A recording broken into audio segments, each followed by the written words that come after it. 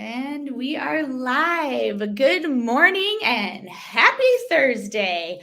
Welcome to WGSN-DB, Going Solo Network TV radio podcast #1 internet talk show. My name is Elana. Hello, and it's Elana with your health vibes. And today, actually, take it back. My journey is to raise your heart, body, and soul vibes to the next level so you can transform your life today. Today, we have a very, very special guest, Rabbi Fox. And today, our topic is kind of just talking about more than a rabbi. Welcome, Rabbi Fox. I'm so blessed, and thank you so much for being here today.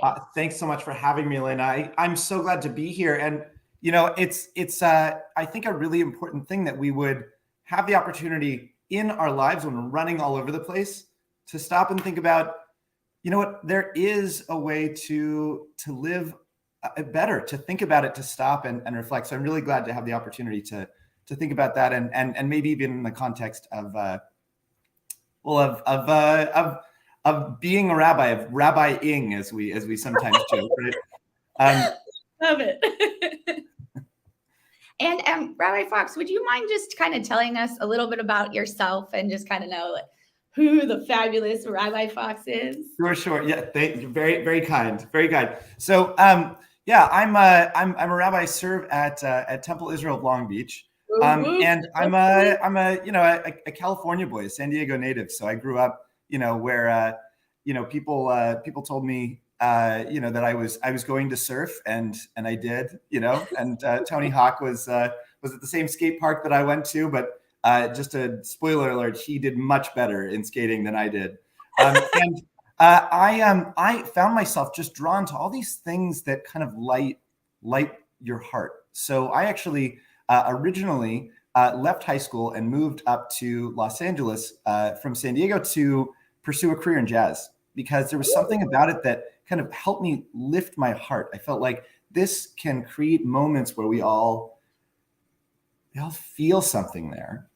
Mm-hmm. And I did that for a while. And then, I was always kind of I was always kind of the Jewish nerd. So I always wanted to keep learning and all that kind of stuff. And I'll spare you the rest of the journey, but it eventually led me to wanting to learn more Jewishly, because I felt like that also lifted my heart, but it lifted everyone else's hearts as well. And I love that you say that, because I'm very heart-centered too. And I think that's where we connect, is being so heart-centered and living in that joy and doing something that is fulfilling and, as what you said, fills your heart, because we all want to fill our heart and do something we like. And I think that's when we're our most authentic self, is when we're living our joy. I think a lot about, I love to think. I love being a thinker and learning and writing and all of this. And we have a society, a community. It's shocker, right? We have a society, I think, that also encourages that, right? To live very much in our minds.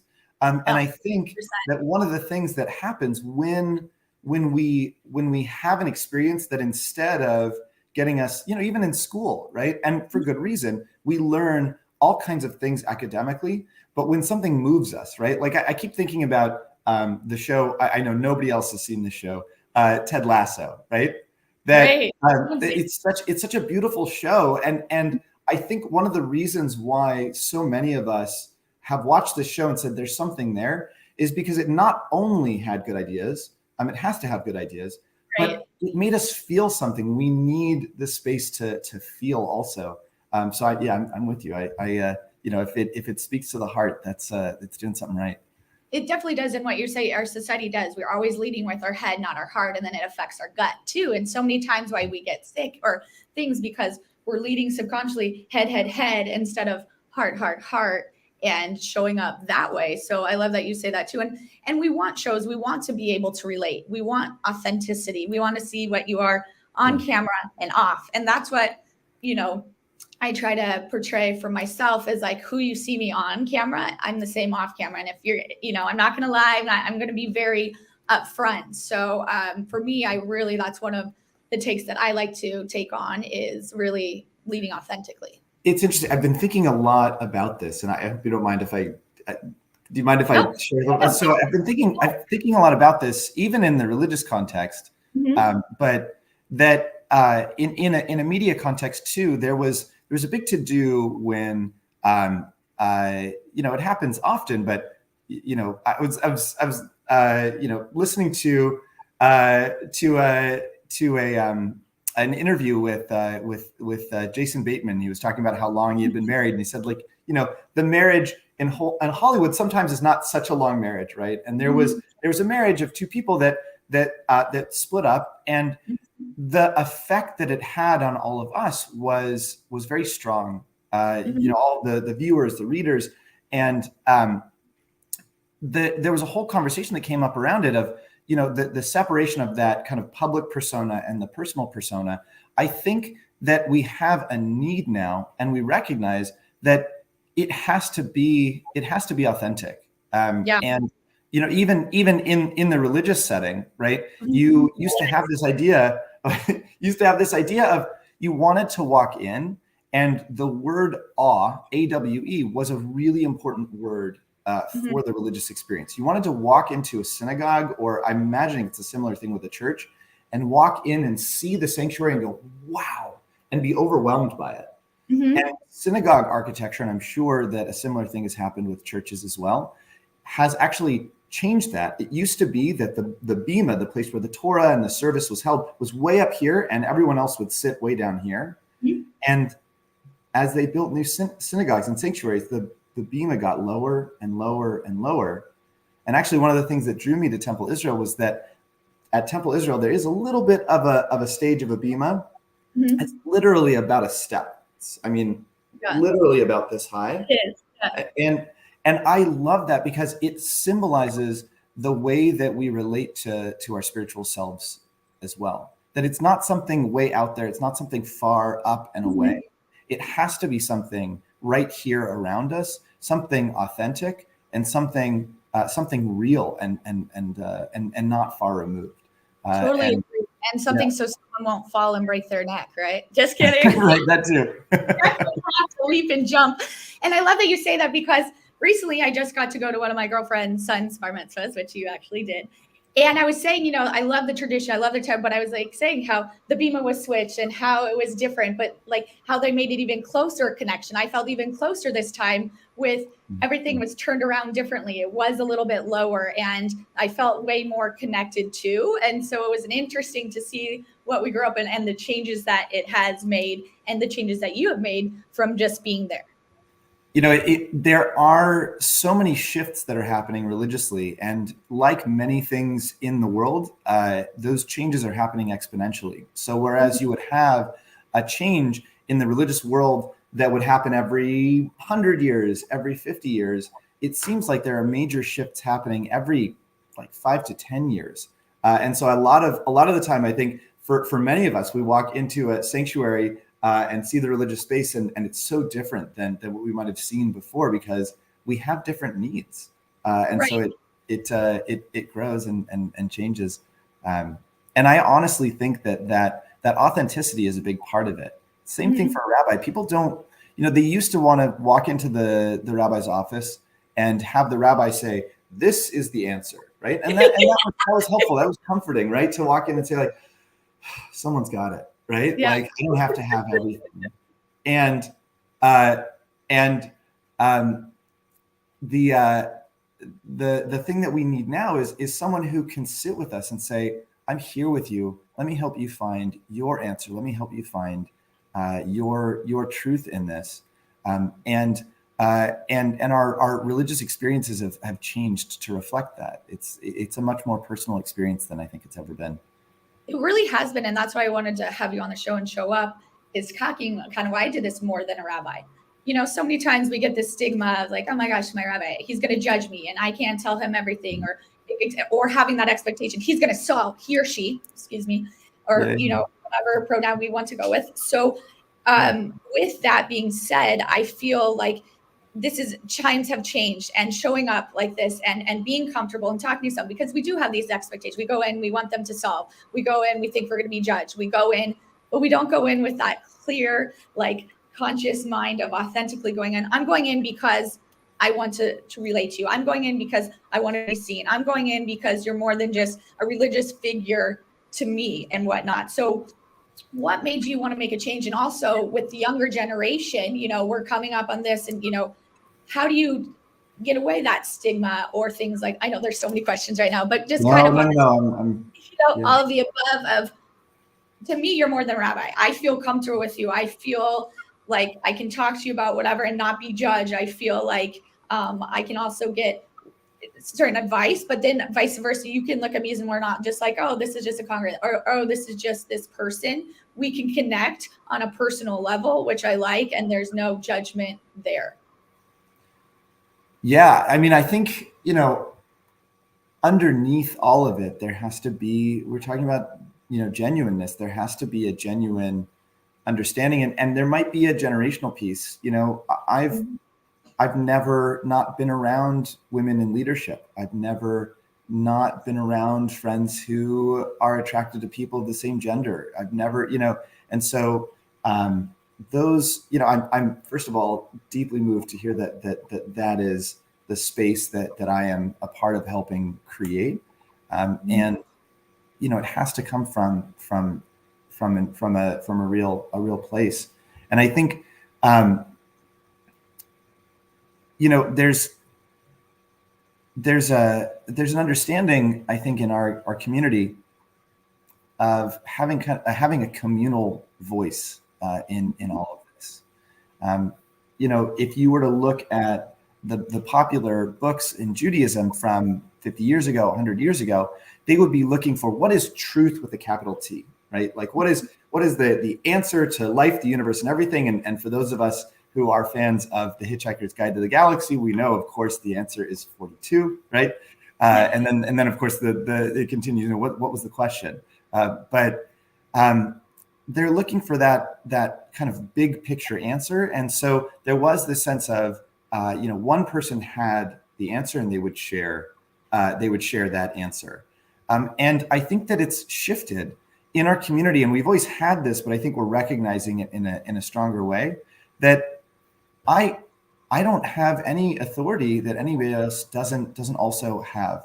My hope is simply to help all of us come up with our own answers, to maybe know where a book might be on a shelf or a resource that might help us think in a certain way.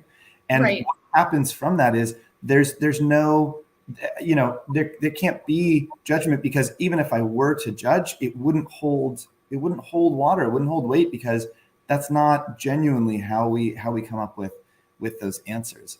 One of the things I love is that we think about it together. Oh, sorry, go ahead. Sorry, go on. Yeah, go ahead. No, go ahead. Just, you know, I'll give you an example. Yeah. And not to harp on issues in the LGBTQ world, although it is June and Pride Month, and actually this Friday we are having Pride Shabbat at Temple Israel, and we are having a member of our extended community up from Los Angeles, but has many connections to this congregation, who is identifies as trans and will be leading the service and speaking as well about their experience. Oh, I love that. Really excited about that. And so what comes to my mind is this sense of authority that we have in the Torah. Many people have kind of reread it as, oh, it doesn't really mean that, but it's pretty clear that there is a prohibition against homosexuality in the Torah. It says, don't lie, a man shall not lie with another man like he does with a woman. It's pretty clear. And we as a community have looked at that and said, that's not the only authority. We also, it's meant to get us to question, get us to wonder, and then we decide together as a community collectively. And we've simply looked at that and said, we don't agree. And so I think when that authority shifts from kind of a textual up here to everyone deciding together, and it's complicated how that works, but it does happen collectively, then you have to remove the judgment, because we're choosing for ourselves. Right. And I love that you say that we're choosing for ourselves, you know, like we're here to judge this person, that, you know, everybody's always wanting. And also I think too, a topic to say, you know, when we bring in religion or this or that, and sometimes like I'm this, but then they're not standing for what it is. And so I think sometimes of the authenticity, it's like, I'm not like you're good, bad, like whatever. Oh, I'm a good Jew because of this. And like, there's no right or right. You are the one to know if you're good or bad or whatnot. There's no good or bad. It's all comes from the heart and that energy. But I think sometimes we put on this false, like, oh, I'm a good Jew, so I do A, B, and C, so this is going to clear everything I've done, and have that false, promise of that. I think we need, as I said, to show up authentically and claim who you are. And it's not even just about the religious aspect; it's the spiritual side of seeing it as well. And I think with all religions, we all relate, but we're all trying to pin each other against, like, this one is just like this one, and you talk to them, oh, my holiday's like that, oh, I do this too. And it's like, I kind of like joke, we're all like sausages with casings over us. We all have the same stuff, we all are dealing, but we all just have maybe a different casing, but in reality, we're all the same underneath, and we all have the same organs. We all, have to have lungs to help us breathe. But yet, why are we making ourselves to be so different? I think that's one of the greatest challenges of our world, is to find the ways that we are, truly individuals, and can celebrate the unique featurings of those casings of, I feel like I like mint chocolate chip ice cream, and vanilla is not my thing. I like them both, but yeah. I'm a strawberry black cherry girl. Strawberry, totally. Little Cherry Garcia. Yeah. Yes. Yeah. And at the same time, recognize that we are so profoundly connected with one another. It's complicated. And someone actually just asked, why can we be authentic with some people and not with others? Great question. I think part of that has to do with this question of it's interesting. I always wonder about small talk. Like, why do we chat? Like, why don't we just? And there are places in the world where you go and they'll walk up and they'll say, how much money do you make? What's your relationship like with your mother? And that's like the introduction to their conversation. And it's kind of, wow, it's kind of off-putting. And I think one of the reasons is, well, yeah, exactly. One of the reasons is that we have small talk is to kind of find out who we're speaking with. Are we able to be vulnerable with this person?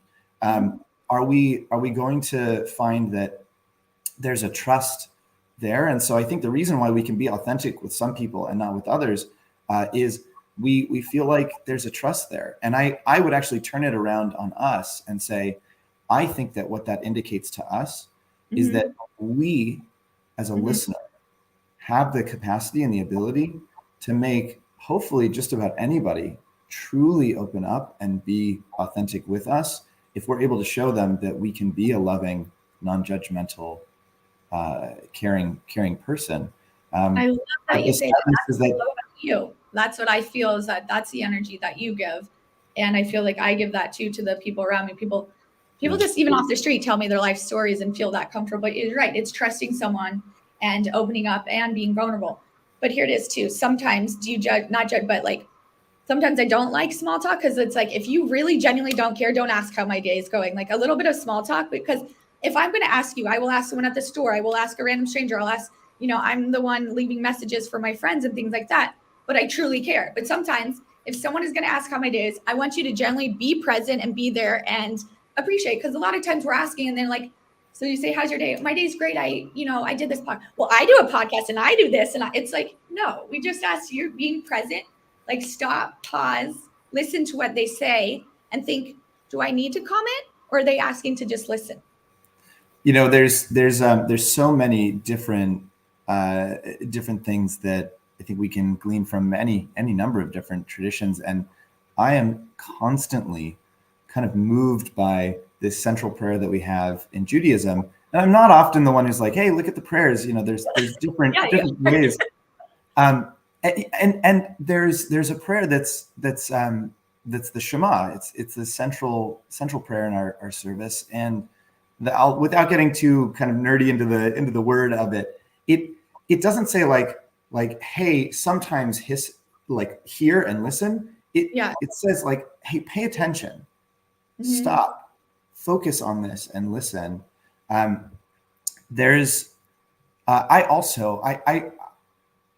understand that somebody might be busy, anything like that, but I also, I want, if someone's going to ask me how I'm feeling or how I'm doing, like, let's sit, let's be together. And I feel like so much of what can make, the world a more compassionate place and us be able to be more real with each other is the ability to really listen, to stop. And when you ask that question and somebody says, I've got so much going on, you hear that not just they're saying there's a lot going on, but I need you to stop and listen to me for a moment. Right. Actually, we are going to have to go ahead and take a 1 minute break. So, everybody, this has been so great. Please come back, stretch for 1 second, only 1 second, because that's all you got. And we'll be back. I'm host Elana with your Health Vibes with Elana. We are on Going Solo WGSN Network, and we will be back. And if you need anything else, my number is 562-235-8410, or you can reach me at yourhealthvibes.com. We'll see you soon.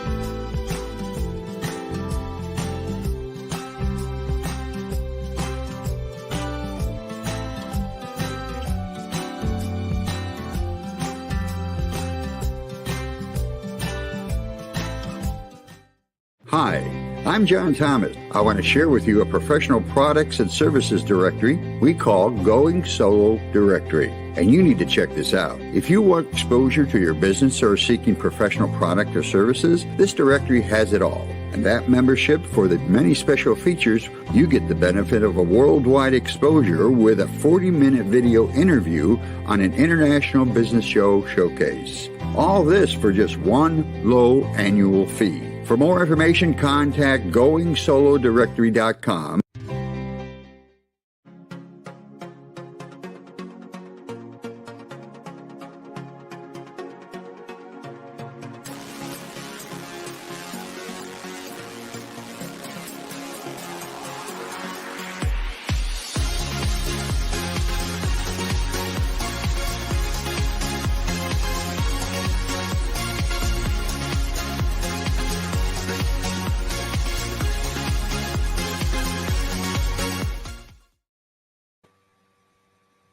Hi, everybody. We're back. I'm host Elana, your Health Vibes with Elana, and we are here with Rabbi Fox today talking about more than a rabbi.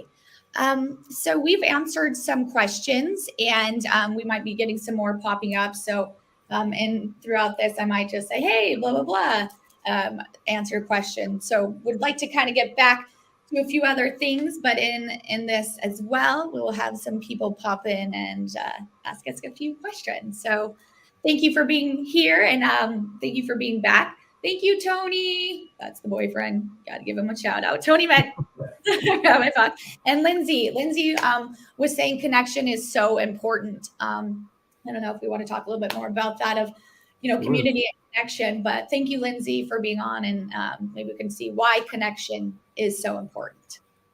Yeah, thank you, Lindsay. I think a lot about connection and meaningful connection, right? I mean, in Southern California, we'll drive and we're connected with all the people that are on the freeway with us, but it's not a real connection. It's not a deeper connection. And even in New York, where you're on the subway, you can see each other, you can hear each other. There's not a connection there. And we've also all kind of been in those social situations where you're talking with people, but there's not a deeper connection there. And I think that's why this kind of compassion can be such an important piece. In fact, without getting too nerdy, I'll just say there's a philosopher, Emmanuel Levinas, who was a French philosopher and tried to boil down what is the root of our understanding for anything.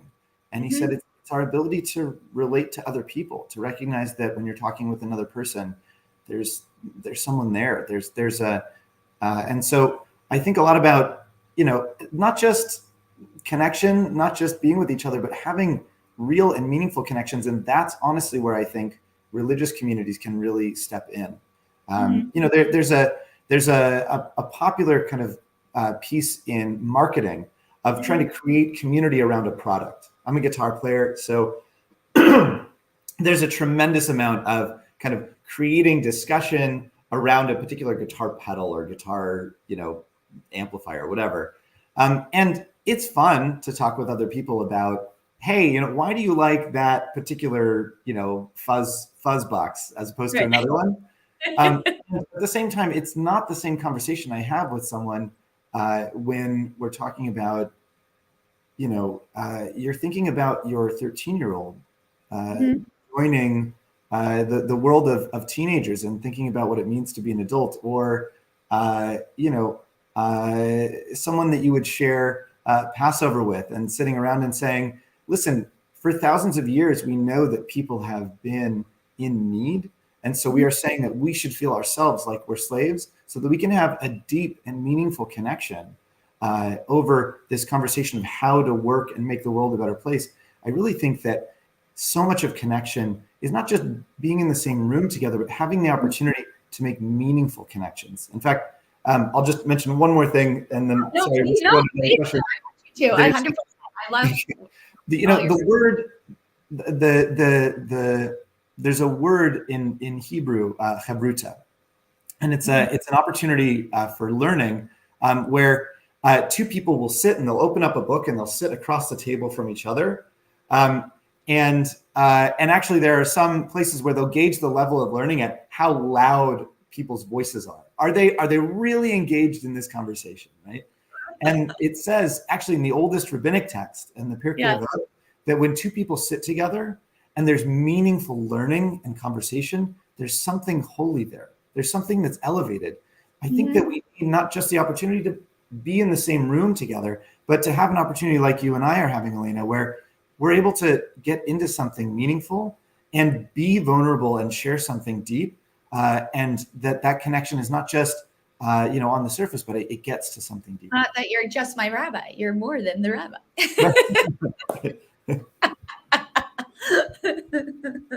Well, thank you. I'll take that as a compliment. Yeah. Very big compliment. But you know what I mean? Because as I said, like sometimes, people think like, oh, my parents are on. Hi, Mom. Rob. Hi.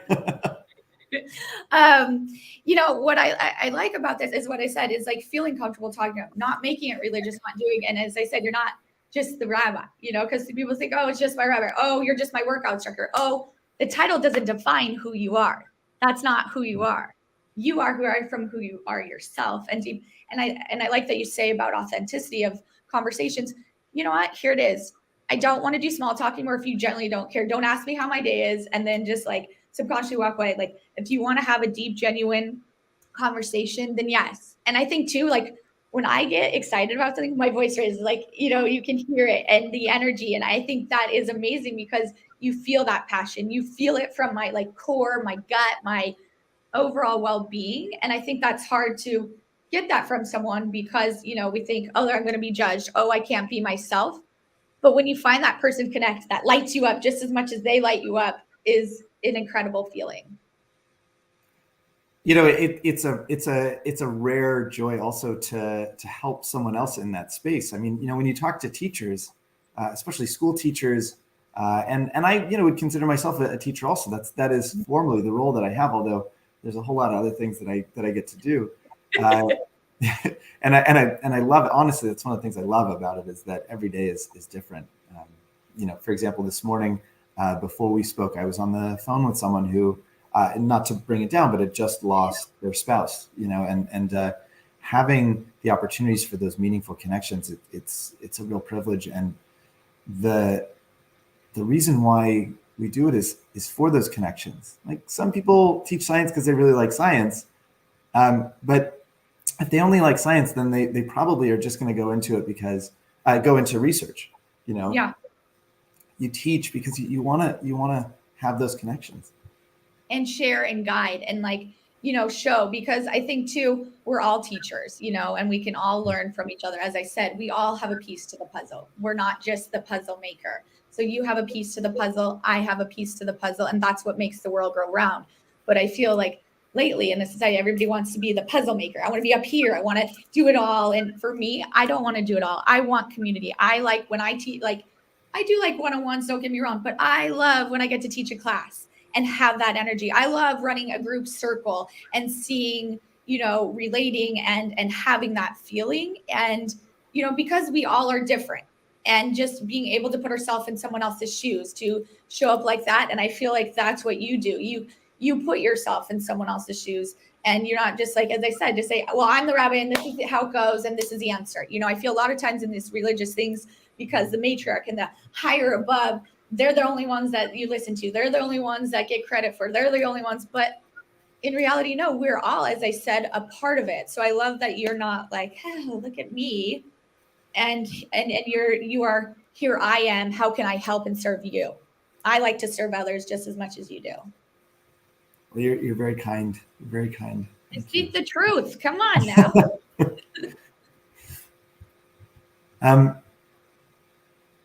If I can, I'll mention that I think it can be hard at times to be fully present for another person.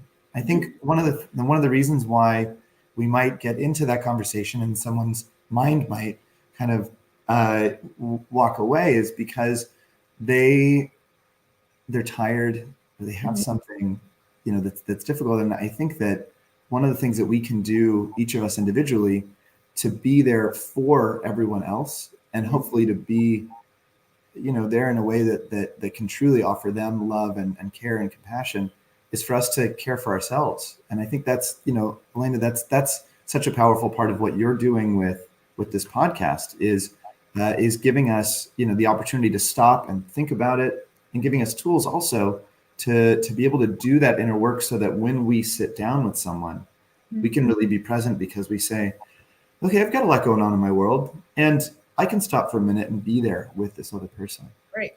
Thank you so much for that. I really appreciate that.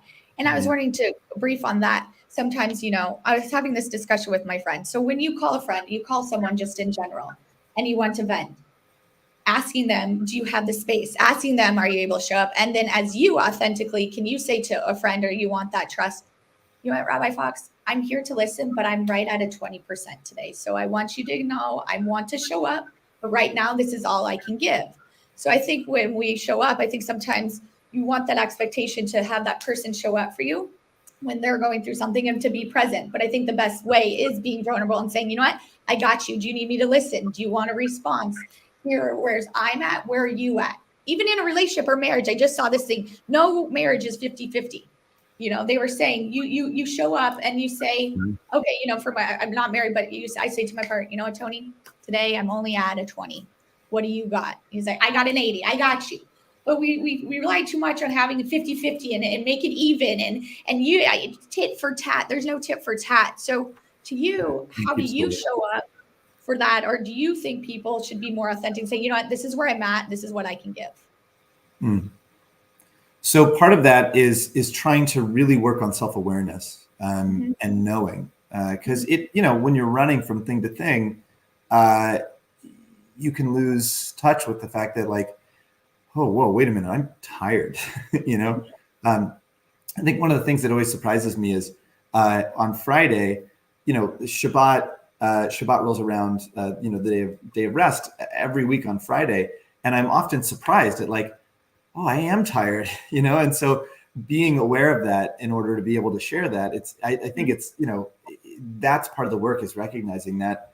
And then setting boundaries can be important, and saying, I'm not available because, I have, like for me, especially, I have a 4-year-old at home.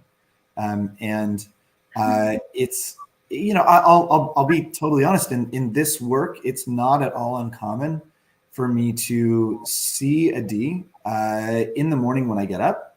And I see a D a little bit, and I help a D get ready for the day. And then by the time I get home, a D's asleep. And there can be a few days like that in a row. And so, Robert and or Debbie, I see that's a great question. Yeah, we'll come back to that one. And so having time where I say, you know what, right now I need to be with my kid. And so, I'm not available to schedule something, during that hour of that day or whatever it might be. And setting boundaries in that way, or even, recognizing that I have 15 minutes and then stopping and breathing. I try every week. I haven't done it in a few weeks, so it's a good example of needing to kind of get back into it. But no judgment on you. Sorry? Yeah, I said no judgment, even though you said I haven't. Thank you. Yeah. You're still doing it, acknowledging it.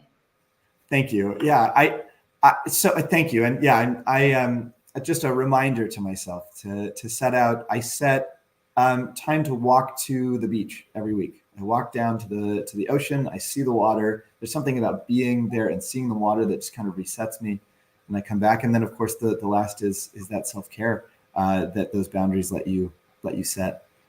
Yeah, I love that. Having a morning routine.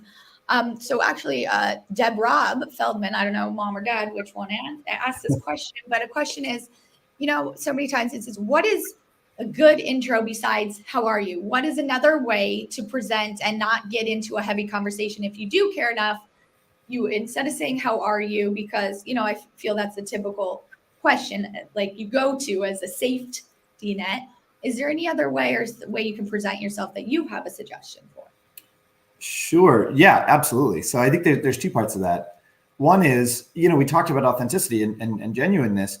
Part of it is genuinely knowing, if you know that person already, what might be going on in the world and asking about it. If you know that they just had a trip, asking about it and getting into those things where, you can have a wonderful conversation, a fun conversation with one another. And if you don't want to get into those deeper kind of, hey, Deb. Thank you. If you're not in a place where you're able to either emotionally or time-wise or whatever, get into those deeper things, then you're asking about something that is a meaningful connection. Hey, tell me about, I know for Deb and Rob, like I know you just went to the game. Like how was the game? Right. Asking about things that are going on in our lives. Yeah. 100%. And then I think if you do want to get into a deeper conversation and you do kind of have the space, there are kind of tropes of things that we say, like, how are you? How's your day going? Things like that. And thinking of a different way to word that same question can cause us to get into the same place, but to really think about it. Yeah. So instead of saying, how are you? You can ask, like, how are you feeling today? Or something I'll ask and often say is like, what's going on in your world? And I like that because then it's very open-ended. It's not like, how are you? What's going, it's their pressure, like what's going on in your world. So then someone can engage, like they get to choose what they want to. They could say, oh, I'm doing a podcast today, or, oh, I'm doing this, or, oh, my day's kind of, but I want people to show up. I don't want people like, oh my God, my day's so perfect. And it's fine. If it's not, you're just saying, you know what? So then someone can relate. And going back to the authenticity of it, so someone just asked, I have just gone through an authenticity discussion with a family member. It will dictate the outcome of continuing the relationship.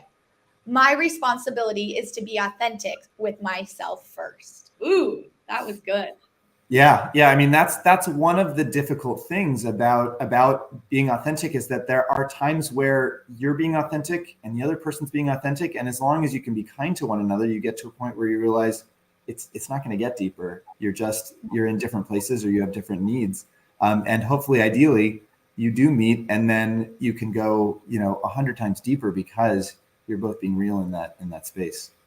Right. And not being like, well, I'm more real, or that's, once again, getting the tit or tat, meeting the person where they're at and not assuming, not writing the story. And what you said, you have to care enough to love yourself.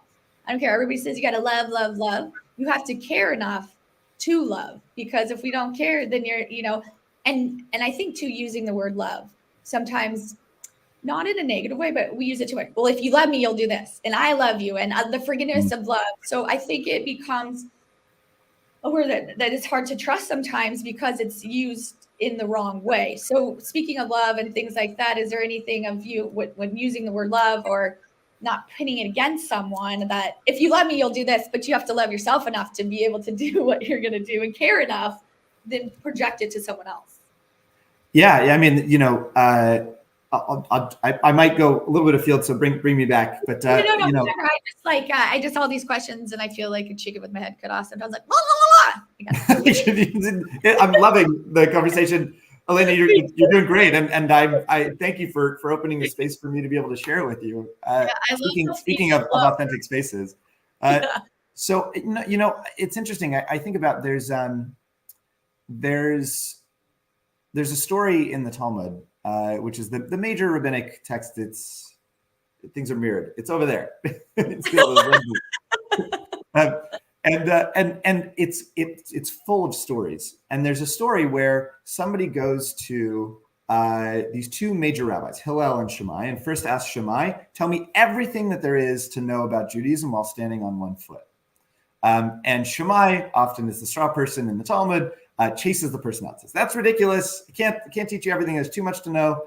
And so that same person goes to Rabbi Hillel, walks in and says, "Teach me everything there is to know about Judaism while standing on one foot." And Rabbi Hillel stops and thinks for a moment. And I love what he does here. He turns back to this student and he says, "What is hateful to you, don't do to another person. The rest is commentary. Go learn the commentary." Now, there's a number of things that I love about that. One is that he says the rest is commentary because it's complicated, right? The specifics of it are really where the rubber meets the road, and it's important to learn how to be kind, how to do that. The other thing that I love is that he takes a phrase in the Torah and he turns it on its head. There is no place in the Torah where it says, "What is hateful to you, do not do to another person." It actually says, "Love your neighbor as yourself." Mm-hmm. Now, I think part of that is this idea that you have to love yourself in order to offer love for your neighbor. But what Hillel does is he reminds you of the compassionate piece of this also. Mm. In the teaching, he says, "What is hateful to you, don't do to another person." You're asking me to do something that I can't really do. And so in this moment, I'm hopefully going to teach you about this experience. I'm asking you, student, to have compassion on me as a teacher. That in and of itself is the lesson. And by learning that compassion, you're really learning most of what you need to know. So you have to start with that self-love in order to be able to share love with another person. And of course, that leads to compassion. Right.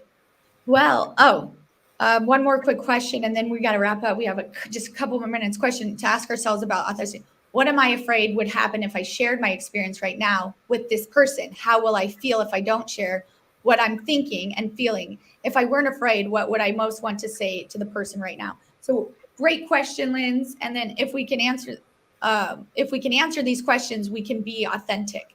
So we have about 1 minute and then we got to get going. But if you want to brief on that for one quick second. Thank you, Lindsay. Great questions. Yeah. I mean, I think these are the questions that we can ask ourselves of, what is if I knew that I was going to be received with love and with compassion, what would I ask this person?